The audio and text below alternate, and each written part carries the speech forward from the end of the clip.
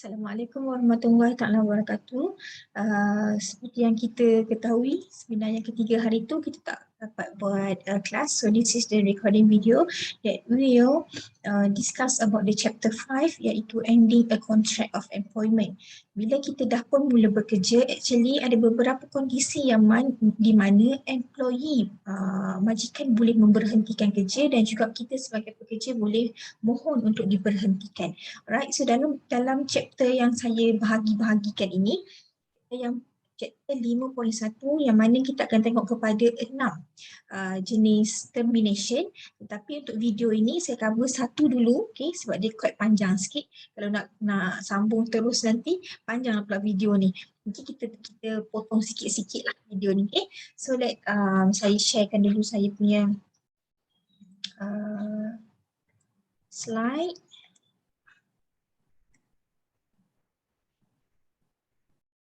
Okay.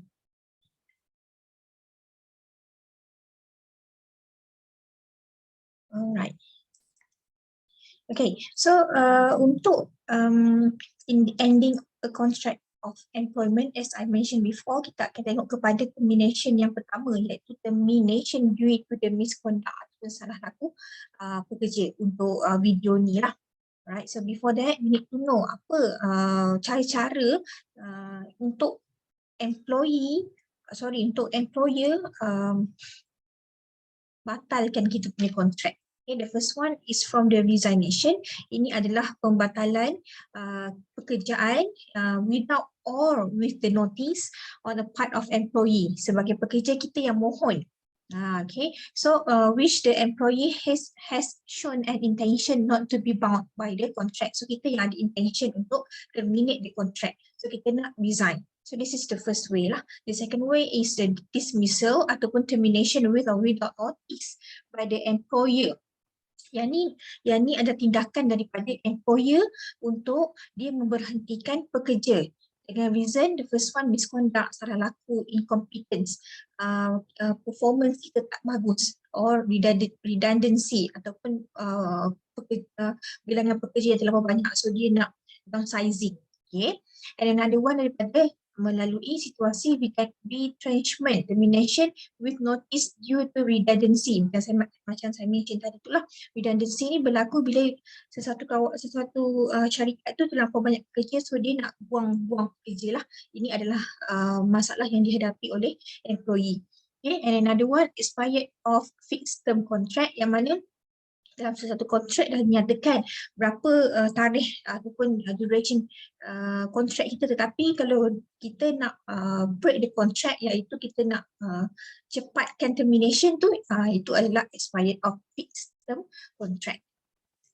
Okay, so this is the first termination yang kita akan discuss pada video ni, iaitu termination due to misconduct, salah laku. Okay, so salah laku ni actually dia dalam Employee of Act dia tak ada menerangkan pun, there is no any references that will distinguish between the minor or the major misconduct.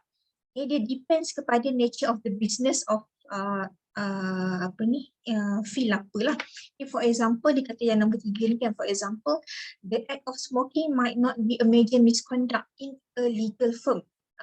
Contohnya merokok kan tak jadi masalah dekat kawasan-kawasan company, dia ada sediakan ruang yang merokok dan sebagainya. Tetapi untuk company yang involved dalam contoh firework factory, so kalau kita merokok kat kawasan tersebut, itu adalah sesuatu yang dinamakan sebagai misconduct, menjadi sesuatu yang major, kesalahan yang major, sebab dia boleh mengancam keselamatan dan sebagainya. Okay, so any employee that involved in a misconduct, dia akan menjalani proses domestic inquiry, DI orang panggil. Okay, kalau didapati red-handed bersalah, dia akan dikenakan penalti dan sebagainya lah. So meaning that when we are menuduh orang pekerja itu sebagai misconduct, kita mestilah menjalankan internal inquiry lah, supaya telus betul benda itu berlaku. Okay. So ini adalah contoh-contoh misconduct sebagai contoh disobedient. Ada berlaku kemaksiatan, thief, fraud, penipuan, willful damage or loss of the employer goods, berlaku kehilangan harta dan sebagainya. Habitual absence, selalu sangat tak hadir. Habitual late attendance pun boleh dikenakan misconduct. Tak cantik kan, patutnya clock in pukul 8, selalunya lepas tengah pukul 9 baru clock in, so the habitual late attendance pun boleh mengancam kita punya misconduct lah. Drunkenness, fighting, sleeping during working hours pun tak boleh, kecuali lah dibagi masa, macam kalau kerja kerajaan ni ada 1 jam berehat, itu tak apalah, itu tidak akan dikacau lah, tapi during working hours tidak dibenarkan. Habitual negligence, selalu mengabaikan pekerjaan. Smoking in prohibited areas, isap rokok kat tempat yang tak sepatutnya, failure to follow rules dan sebagainya lah. Sexual harassment, of course lah, will be dikategorikan sebagai misconduct. So ini adalah misconduct private in nature yang selalu berlaku lah, iaitu if legitimate interest of employer is jeopardized, diancam, kepentingan majikan terancam dengan kelakuan peribadi pekerja ni, so kat situ pun kita boleh ambil tindakan.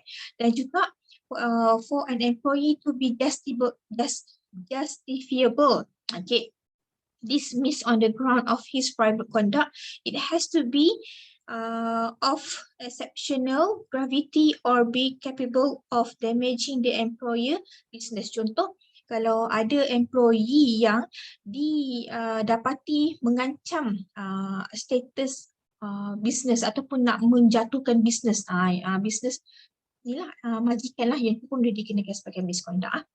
Alright, so kita tengok beberapa contoh. Alright, the first one, selling Samsu to workers. Samsu ni apa? Dia macam satu liquid yang boleh memabukkan. Dia dijual dengan harga yang murah. Kebanyakannya dikonsum oleh estate worker. Okay. So aktiviti menjual, ada orang yang menjual Samsu ini kepada workers, tetapi kita tengok efeknya, dia tidak memberi kesan kepada performance orang yang mengambil Samsu itu. Okay, so dia kata kat sini, no suggestion that the productivity of various tapers has declined due to intoxication. Bila ada performance of taper tak menurun pun, walaupun benda tu memabukkan, tetapi illegal sale of Samsu, menjual Samsu ini dikategorikan sebagai illegal dan dia boleh affect the legitimate interest of the state. So dia pun didapati bersalah lah menjual Samsu kepada pekerja estate. Okay. Employee commit kanwan, okay, ada sexual immorality by an employee in his private life pun, contoh-contohnya case lah. Intruding into the privacy of female toilet, menceroboh ke toilet perempuan pun dikira sebagai misconduct. Sebenarnya benda kes yang besar lah. Okay.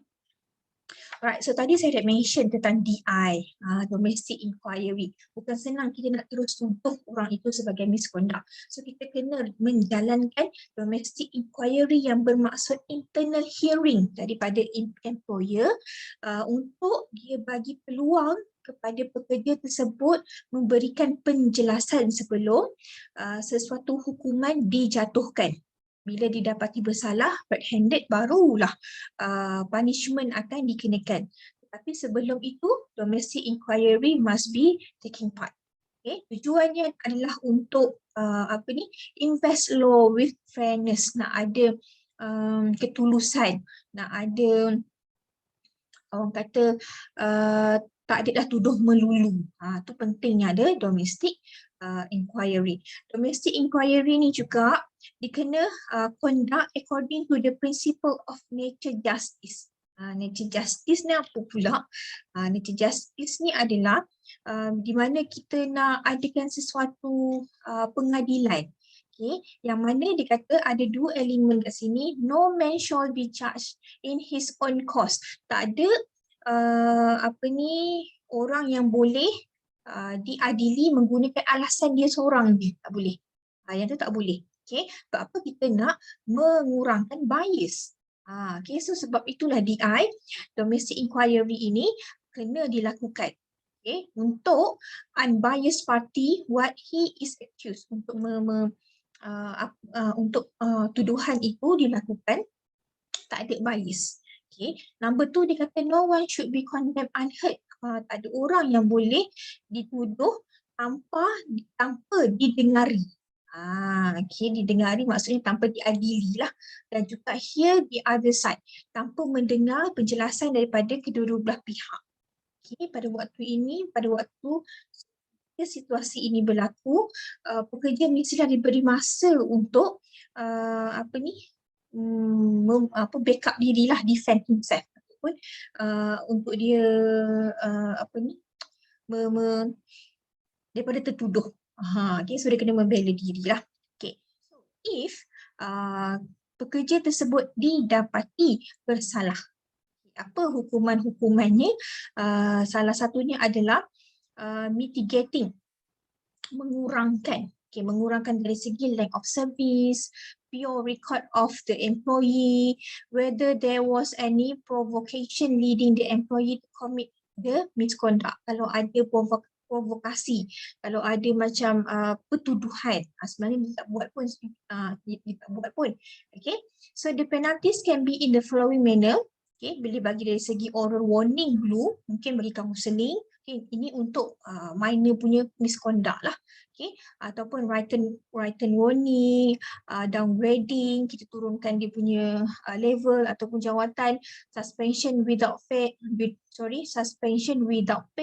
for more than 2 weeks. Dan juga kita boleh terus dismissal lah, keluarkan dia ataupun berhentikan dia.